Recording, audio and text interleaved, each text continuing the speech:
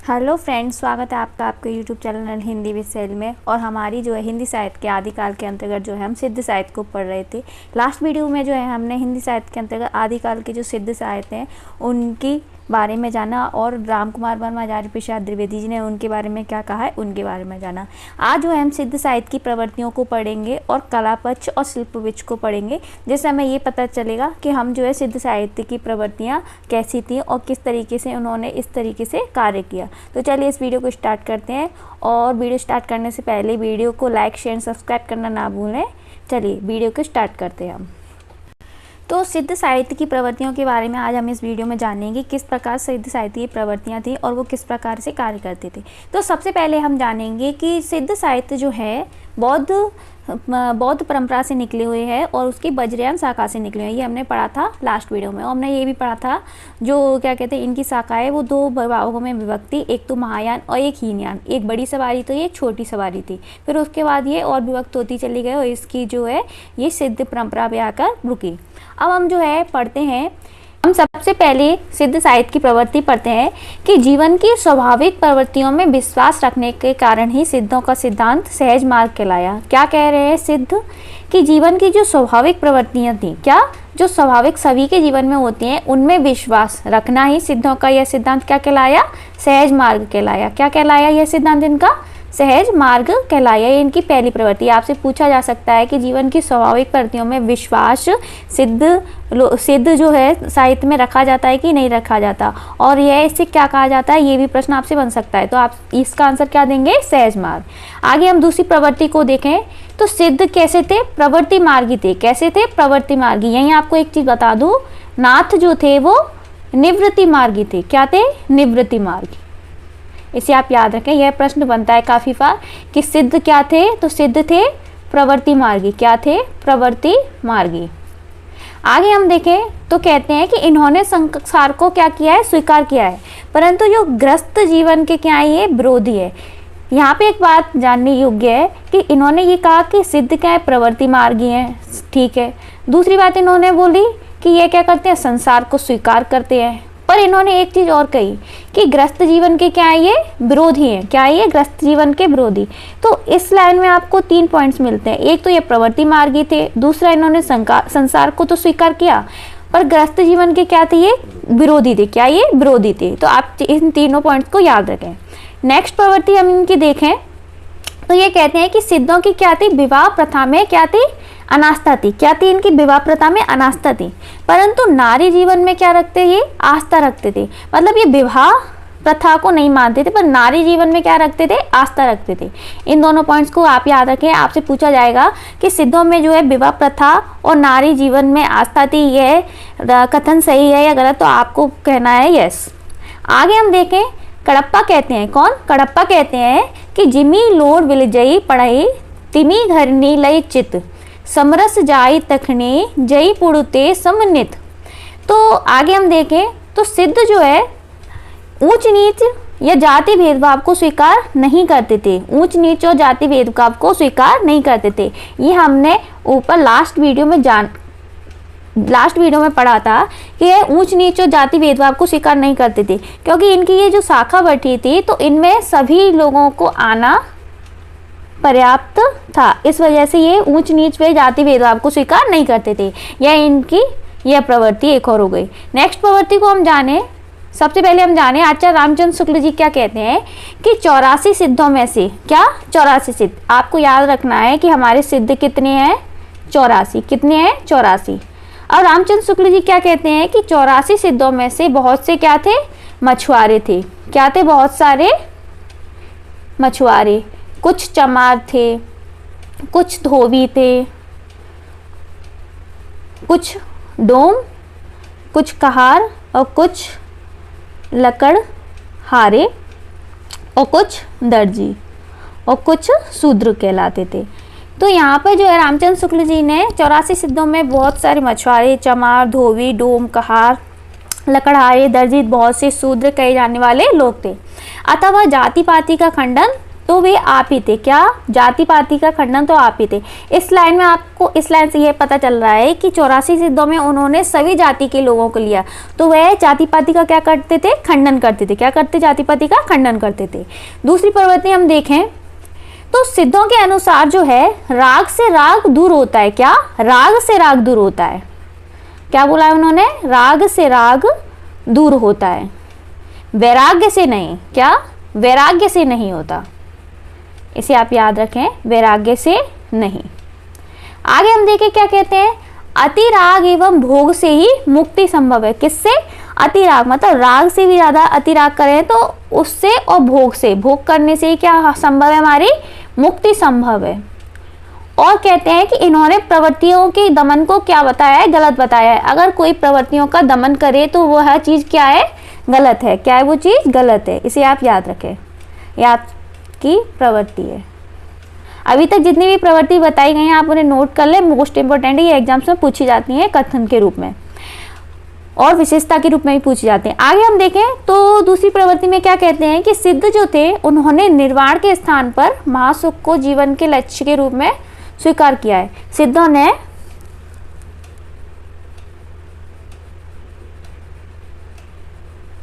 सिद्धों ने निर्वाण के स्थान पर महासुख को जीवन के लक्ष्य के रूप में क्या किया है? स्वीकार किया है। इन्होंने महासुख को अनिर्वचनीय कहा है। क्या कहा है? महासुख को अनिर्वचनीय, मतलब इसका निर्वाचन नहीं होता, ये अनिर्वचनीय। क्या? ये अनिर्वचनीय। आगे हम देखें तो कहते हैं महासुखवाद का प्रवर्तन कैसे होता है? प्रज्ञा और उपाय के योग से परम महासुख दशा की प्राप्ति मानी गई है। महासुख का प्रवर्तन प्रज्ञा उपाय के योग से। किससे? प्रज्ञा और उपाय के योग से, मतलब प्रज्ञा और उपाय दोनों के योग से परम महासुख दशा की क्या होती है? प्राप्ति मानी गई है। क्या मानी गई है? महासुख की प्राप्ति मानी गई है। आगे हम देखें तो यह महासुख प्रज्ञोपात्मिक रति से प्राप्त होता है। किससे प्राप्त होता है? प्राज्ञोपायात्मिकता रति से प्राप्त होता है। आगे हम देखें तो यहाँ पे प्राज्ञा का अर्थ आपको बताया गया है। क्या होता है? ज्ञान। क्या होता है? प्रज्ञा का अर्थ क्या होता है यहाँ पे? ज्ञान और विवेक। ज्ञान और विवेक। वहीं हम देखें तो उपाय का अर्थ क्या बताया है इन्होंने? साधना। क्या बताया है? साधना। तो इन दोनों का अर्थ क्या हुआ कि इनके अनुसार महासुख, क्या? महासुख की जो प्राप्ति है उसके लिए प्रज्ञा तथा उपाय का मिलन क्या है? आवश्यक है। प्रज्ञा और उपाय का मिलन क्या है? आवश्यक हो जाता है। तो यहाँ से हमें ये बात पता चली कि महासुख प्रज्ञात्मकता रति से प्राप्त होता है। क्या? महासुख किससे प्राप्त होगा आपको? प्रज्ञा तथा उपाय के योग से प्राप्त होगा। यहाँ पर प्रज्ञा के अर्थ मैंने क्या बताया था? ज्ञान तथा विवेक। उपाय का अर्थ क्या बताया था? साधना। तो ज्ञान और विवेक की साधना के योग से हमें क्या प्राप्त होगा? महासुख प्राप्त होगा। क्या हुआ हमें प्राप्त? महासुख प्राप्त होगा। आपसे यह पूछा जाता है कि महासुख की जो प्रवृत्ति है वो किसमें पाई जाती है, तो आपको याद रखना है कि सिद्धों में पाई जाती है। किसमें पाई जाती है? सिद्धों में पाई जाती है। ये आपसे कथन में और ऑब्जेक्टिव में दोनों ही रूप में पूछा जा सकता है। इसे आप याद रखें और नोट कर लें, मोस्ट इम्पोर्टेंट। आगे हम देखें तो इन्होंने जो है प्रतीक रूप में, किसमें? प्रतीक रूप, कोई प्रतीक मतलब किसी चीज को प्रतीक रूप में मानकर प्रज्ञा को स्त्री, क्या? प्रज्ञा को क्या माना है? स्त्री। और वहीं उपाय को क्या माना इन्होंने? पुरुष। क्या माना है? पुरुष। इसे आप याद रखें। हमने पीछे प्रज्ञा का अर्थ क्या बताया था आपको? विवेक तथा ज्ञान। और उपाय का क्या बताया था? साधना। अब यहाँ जो है प्रज्ञा को प्रतीक रूप में क्या माना है? स्त्री। और उपाय को प्रतीक रूप में क्या माना गया है? पुरुष। आपको ये चीज याद रखनी है कि प्रज्ञा को प्रतीक रूप में क्या मानते हैं हम? स्त्री। और उपाय को प्रतीक रूप में क्या मानते हैं? पुरुष मानते हैं। तो आगे अब जब देखते हैं तो अतः महासुख जो है उसकी साधना के लिए, जब हम महासुख की साधना करते हैं तो उसके लिए नारी और पुरुष, नारी और पुरुष, किसका? नारी और जो पुरुष है उसका मिलन क्या है? अनिवार्य कहा गया है। क्या है? अनिवार्य कहा गया है। इन दोनों के मिलन के बिना आपको महासुख की प्राप्ति नहीं हो सकती। ऐसा कौन कहते हैं? हमारे सिद्ध कहते हैं। कौन कहते हैं? सिद्ध कहते हैं। आगे हम देखें तो सिद्धों की साधना में शून्य का पूरक तत्व क्या होता है? वज्र है। शून्य का जो पूरक तत्व है इसको पूरा कौन करता है? वज्र करता है। क्या करता है? वज्र। तो आपसे पूछा जा सकता है कि सिद्ध साहित्य में शून्य का पूरक तत्व कौन है? तो वो कौन है? वज्र है। कौन है? वज्र। तो यहाँ से आपको एक चीज क्लियर हुई कि महासुख की प्राप्ति के लिए स्त्री और पुरुष दोनों का मिलन आवश्यक है, क्योंकि इन दोनों के योग से क्या प्राप्ति होगी? हमें महासुख की प्राप्ति होगी। और सिद्ध साहित्य में आपसे पूछा जा सकता है कि महासुख पाया जाता है कि नहीं पाया जाता है, तो आप इस कथन को याद रखें। आगे हम बढ़ते हैं, तो आगे हम देखें एक और प्रवृत्ति इनके अनुसार संसार रूपी विष से निवृत्ति पाने के लिए, जो संसार रूपी विष है मतलब संसार में रहकर जो विष की निवृत्ति होती है, उससे पाने के लिए स्त्री रूपी विष की आवश्यकता होती है। मतलब संसार को इसमें विष बताया गया है। क्या है? संसार को विष के रूप में बताया गया है। अगर आपको संसार के विष से क्या होना है? मुक्त होना है, तो आपको स्त्री रूपी मतलब स्त्री को अपनाना ही होगा। स्त्री रूपी विष को ही आवश्यकता है। आगे वो कहते हैं कि सिद्धों ने नारी को साधना का केंद्र बिंदु बनाया। क्या कहते हैं? कि सिद्धों ने जो नारी है उनको क्या बनाया? केंद्र बिंदु बनाया। और एक बात ये अचंभे की है कि वह जो है विवाह प्रथा में विश्वास नहीं रखते थे, पर नारी में विश्वास रखते थे। यह बात मोस्ट इंपोर्टेंट है, आपको कंफ्यूज ही कर सकते हैं एग्जाम में कि वह गृहस्थ जीवन में विश्वास नहीं रखते थे, पर नारी जीवन में विश्वास रखते थे। और उन्होंने महासुख की प्राप्ति के लिए स्त्री और पुरुष का मिलन आवश्यक बताया है। बिना इसके आपको संसार रूपी विष से मुक्त नहीं हो सकता, इसलिए आपको स्त्री रूपी विष जो है उसकी आवश्यकता पड़ेगी। आगे हम देखें तो कहते हैं कि साधना का, सिद्धों ने नारी को साधना का क्या बताया है? केंद्र बिंदु माना है। साधना का केंद्र बिंदु माना है। आपसे ये प्रश्न बनता है, सिद्धों ने नारी को साधना का केंद्र बिंदु माना है कि नहीं माना है? तो यह कथन में आ सकता है, तो आप इसे याद रखें। तो इसका आंसर क्या होगा? राइट, इन्होंने साधना में नारी को केंद्र बिंदु माना है। आगे हम देखें तो सिद्धि की प्राप्ति के लिए, किसकी प्राप्ति के लिए? सिद्धि की प्राप्ति के लिए स्त्री का योग या सेवन क्या होता है? आवश्यक होता है। तो आपको यहाँ तक आपको यह पता ही चल गया होगा कि इस सिद्धों की प्रवृत्तियों में स्त्री की क्या मान्यता रही है। तो स्त्रियों का योग या सेवन क्या माना गया है? यहाँ आवश्यक माना गया है। क्या माना गया है? आवश्यक माना गया है सिद्धों की प्रवृत्तियों में। आगे हम देखें तो सिद्ध से ही क्या कहते हैं? शक्ति योगिनी कहते हैं। क्या कहते हैं? इसे शक्ति योगिनी कहते हैं। किसको? शक्ति योगिनी कहते हैं। तथा महामुद्रा कहते थे। क्या कहते थे? महामुद्रा कहते थे। आपसे डायरेक्टली ये प्रश्न बनता है कि शक्ति योगिनी या महामुद्रा ये जो है, यह शब्द जो है किस साहित्य में आए? तो आपको याद रखना है सिद्ध साहित्य में आए गए हैं। यह प्रश्न काफी बार बन चुका है, मोस्ट इंपोर्टेंट है, आप इसे नोट कर लें। आगे हम देखते हैं, इस प्रकार धर्म के नाम पर दुराचार फैल रहा था। किसके नाम पर? धर्म के नाम पर। धर्म के नाम पर जो है सिद्ध दुराचार फैला रहे थे, धर्म की दुहाई दे देकर। इसे आप याद रखें। नेक्स्ट हम आगे बढ़े तो देखें, सिद्ध जो थे, सिद्धों ने प्रवृत्तियों के दमन को गलत बताया था। ये हम पहले ही जान चुके हैं कि प्रवृत्तियों का अगर कोई भी दमन करेगा तो उन्होंने इसको क्या बताया है? गलत बताया है। और क्या कहा है कि विष ही विष की औषधि है। क्या है? विष ही विष की औषधि होती है। विष ही विष को मारेगा। क्या करेगा? विष ही विष को मारेगा। तो क्या कहते हैं कि सिद्ध ने प्रवृत्तियों के दमन को तो गलत बताया ही, और कहा कि विष ही विष की औषधि को क्या करेगा? मारेगा। क्या करेगा? मारेगा। आगे हम देखें तो कहते हैं सिद्ध साहित्य जो है, क्या सिद्ध साहित्य जो है उसमें नैरात्म्य भावना, क्या नैरात्म्य भावना, सहज, शून्य, समाधि की भिन्न भिन्न अवस्थाएं एवं योग में काया की साधना। किसमें? योग में काया की जो साधना है उसकी भूमियों का क्या किया गया है? निरूपण किया गया है। ऊपर जितने भी शब्द लिखे गए हैं, क्या ऊपर जितने भी शब्द लिखे गए हैं कि नैरात्म्य भावना, क्या नैरात्म्य की भावना, सहज, शून्य तथा समाधि, क्या समाधि की विभिन्न विभिन्न अवस्थाएं, समाधि की विभिन्न विभिन्न अवस्थाएं और जो है काया साधना की भूमियों का क्या किया गया है? निरूपण किया गया है। काया की साधना का निरूपण किया गया है। आगे हम देखें तो कहते हैं कि निर्वाण जो प्राप्ति है, जब निर्वाण की प्राप्ति चाहिए तो उसके लिए त्रिविध साधन, मतलब 3 साधन बताए गए। कितने साधन बताए गए हैं आपको? 3 साधन बताए गए हैं, जिसमें सबसे पहला है शून्य। क्या है?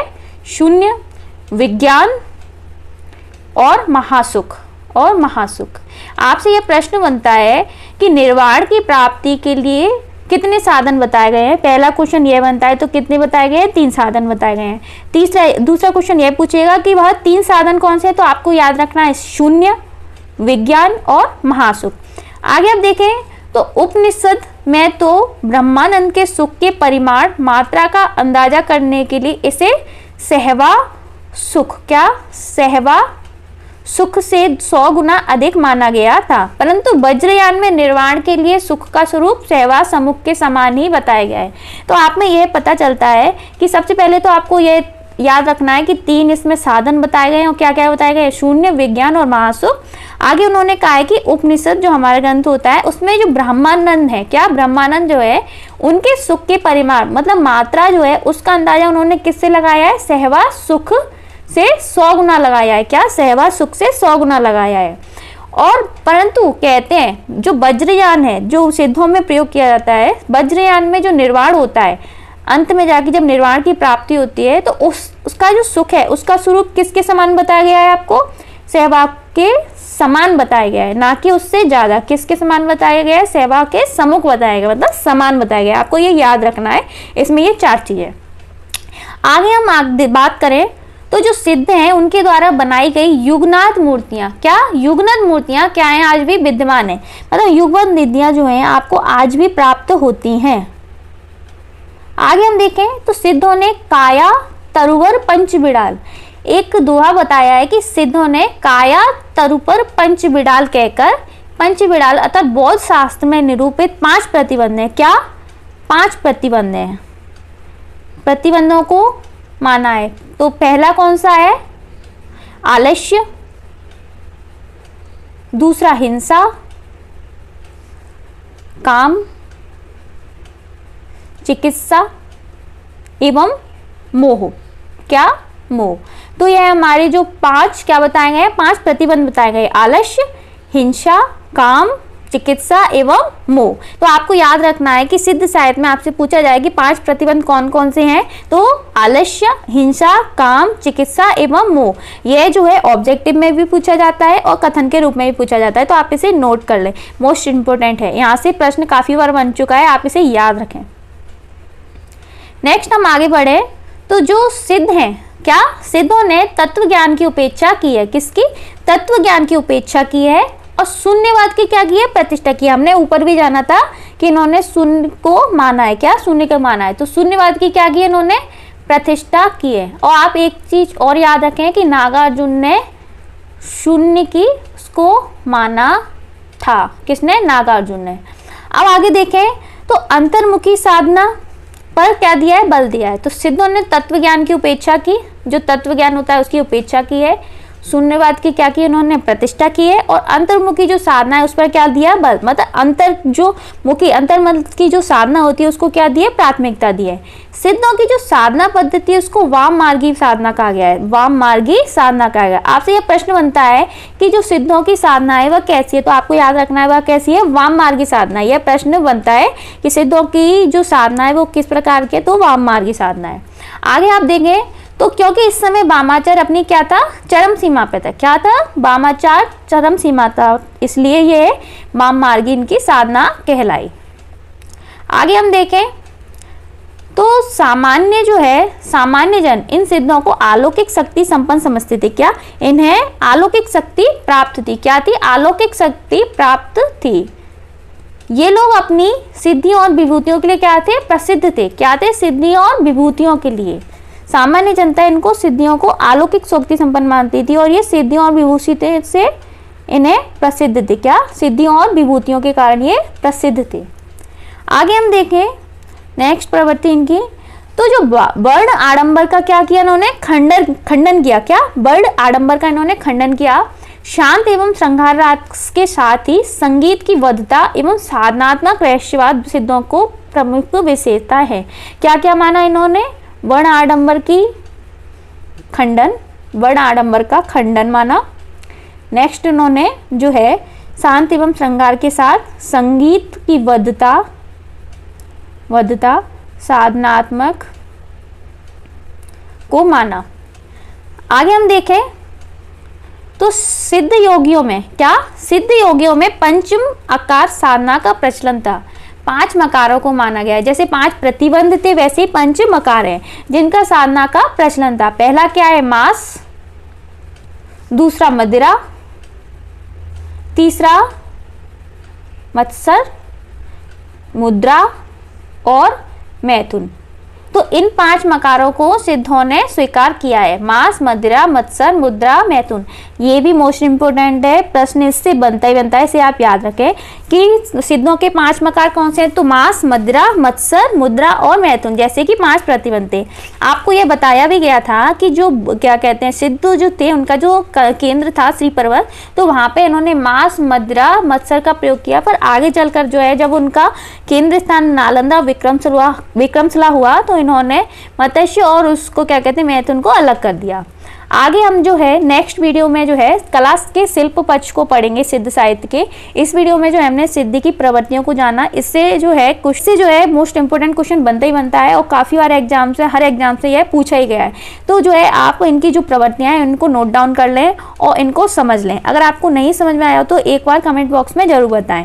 और नेक्स्ट वीडियो जो है हम कला शिल्प पक्ष पे लाएंगे और 84 सिद्धों के बारे में जानेंगे और जो सिद्ध साहित्य हमारे प्रमुख हैं उनके बारे में पढ़ेंगे कि उनकी क्या विशेषताएं थी, उनका जन्म स्थान क्या था।